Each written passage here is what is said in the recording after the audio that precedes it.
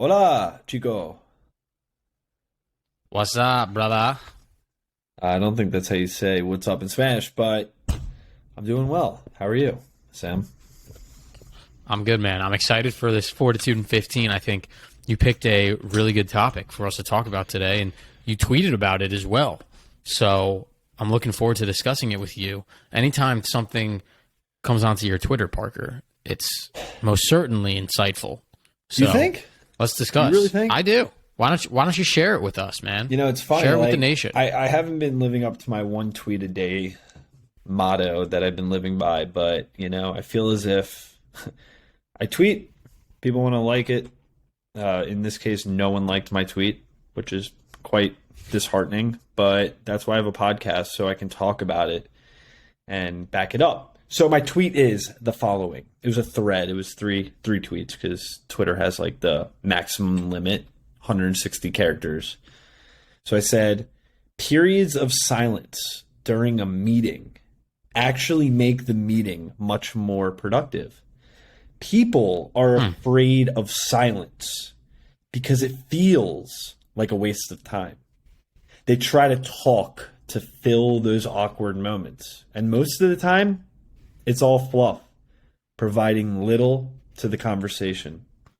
However, I believe that silence gives people the time to actually think and decide on what it is they want to say, making the meeting that much more effective. Don't underestimate silence.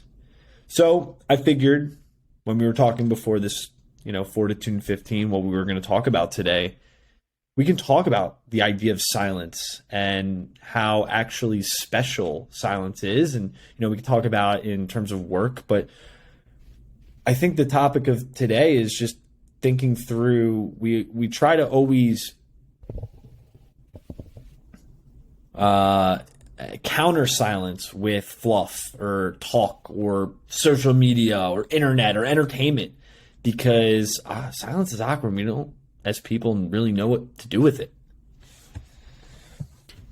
It's a wonderful topic, and I'm excited to get into it with you because more and more people are living in cities. More and more people are living near other people with technology around them at all times. And I think we're in a really unprecedented era where silence now is not even natural. It's artificially made.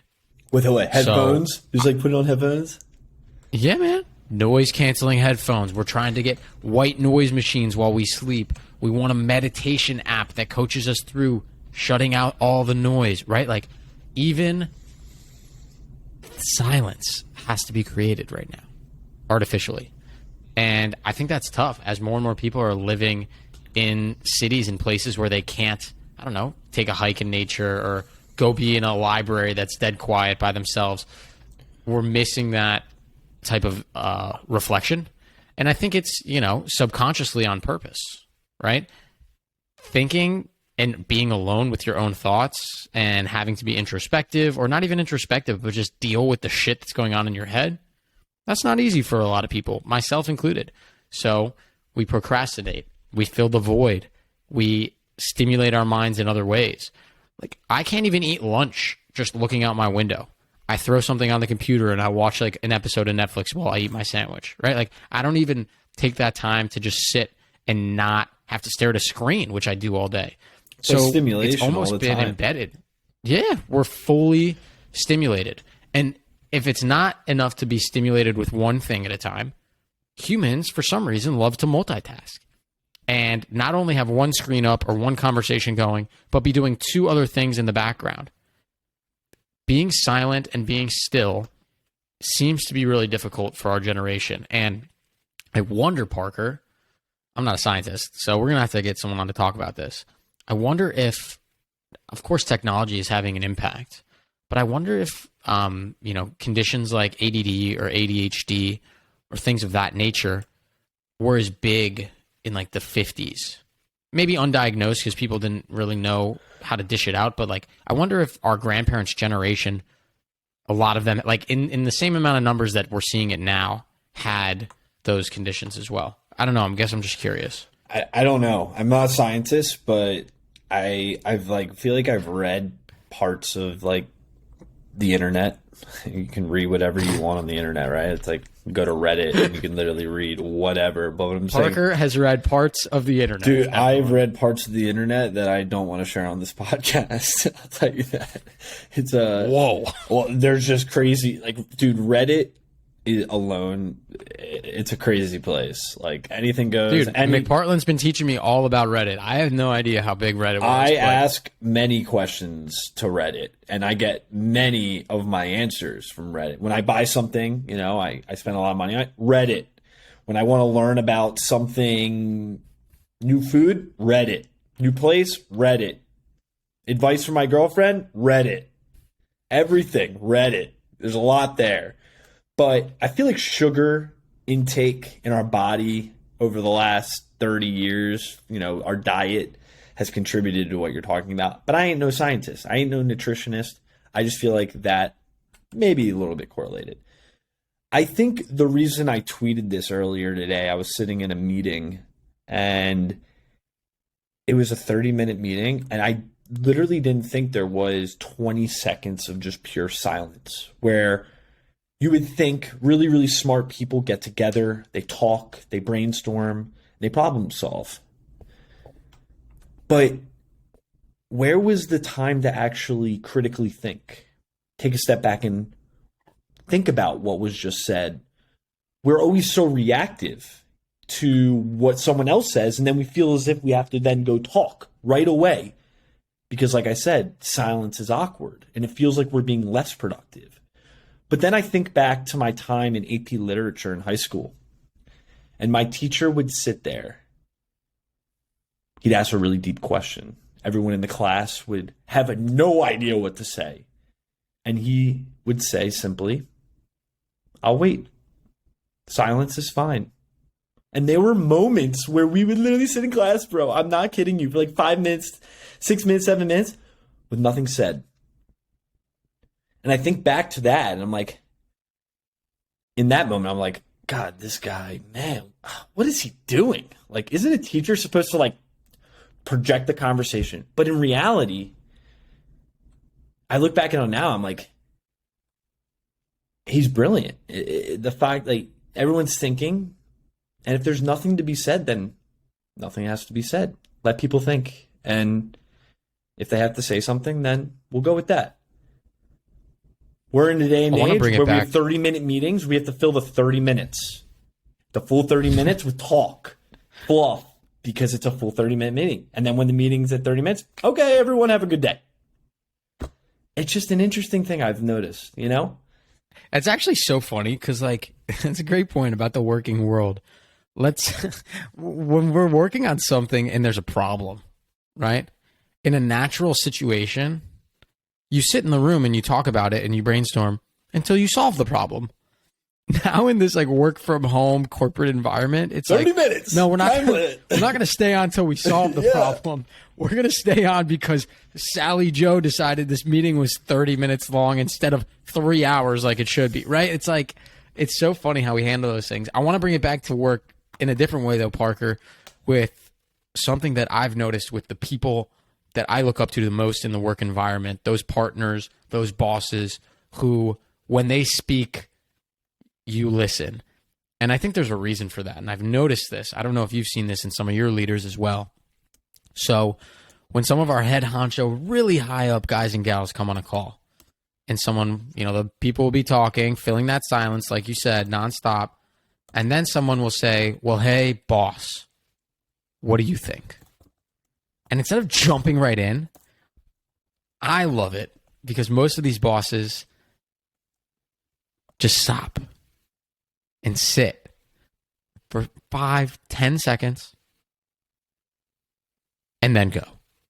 And it's like that pause of them just trying to articulate in a clear, concise manner what they're trying to say because there's so much weight and levity in like the words that are about to come out of their mouth brings so much more impact. So silence does not have to be 5 minutes like your example with your teacher. Silence can sometimes be an emphasis that you've taken the time to listen and digest, because so often we will hear a statement, the first half of a statement, and decide already what we're going to say to counter that. And we don't even listen to the second half of that statement. As soon as that person finishes, you jump and you say exactly what you wanted to say because you want to fill the void. You want to seem smart. What if you just let them complete their thought, digested that thought, compared that to what you think you were going to say, tweaked it, and then articulated your thoughts? There's a lot of power that comes with being patient, listening, having the silence, and then making a statement. It makes you sound like a boss, bro. It makes you sound like you know what the heck you're talking about. If you're articulate enough to just take a second and then speak, people will listen.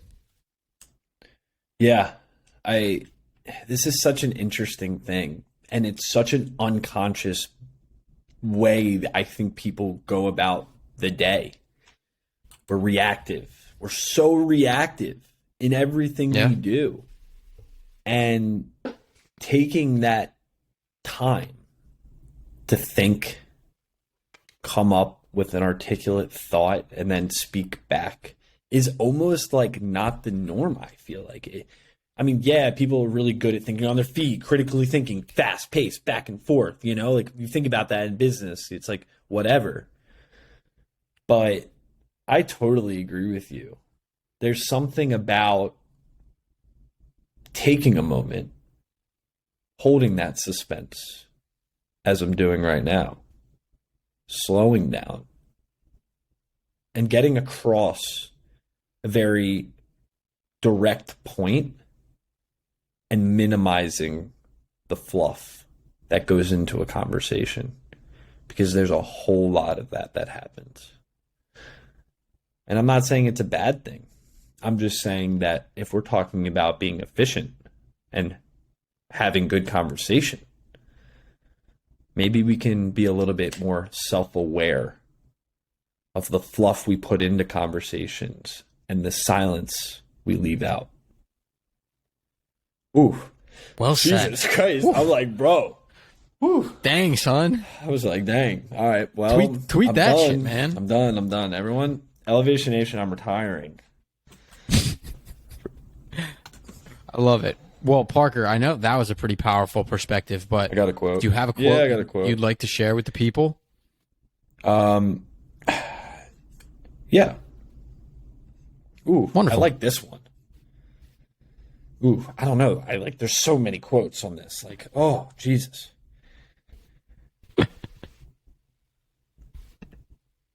This is said by Euripides. Euripides. Okay. Do you know who that is? I don't. It's Do you? a philosopher or something. So Sure sounds like cool it. Dude knows his stuff, or it could be a woman knows her stuff. But he or she said, "Silence is true wisdom's best reply."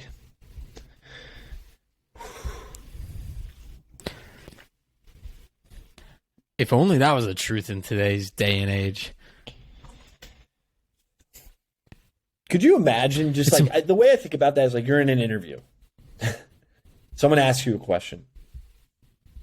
You take 3 minutes to think about how you're going to respond. And you give such an eloquent response. Does that person, why did he take 3 minutes to formulate that thought? Or do they say, wow, that's different. You really thought about that. And it's compelling. You're right. I don't know, man. I don't know. In today's day and age, I don't think you have that much time. Exactly. Which you is don't sad. have the time because the interview's 30 minutes. That person who's interviewing has to go to his next meeting. It feels like you're wasting that person's time. It's a hard dilemma. I think there's a delicate balance. But I do think that no matter what, everyone wants to feel like they were genuinely heard. True. And I do think silence and listening does assist with that. You know? Yeah. So I think for Elevation Nation, to end this Fortitude in 15, is have the mental fortitude to not react, take some time, allow silence to make the most noise in the room, and then break the room away with your elegant thoughts about life or whatever it is, the way you're trying to solve the world, or maybe you're just trying to talk to your girlfriend and I don't know, get the Netflix channel changed. I don't know. Silence is good. It's powerful. Sam, with that, we'll leave it. Till next week, Elevation Nation. Peace.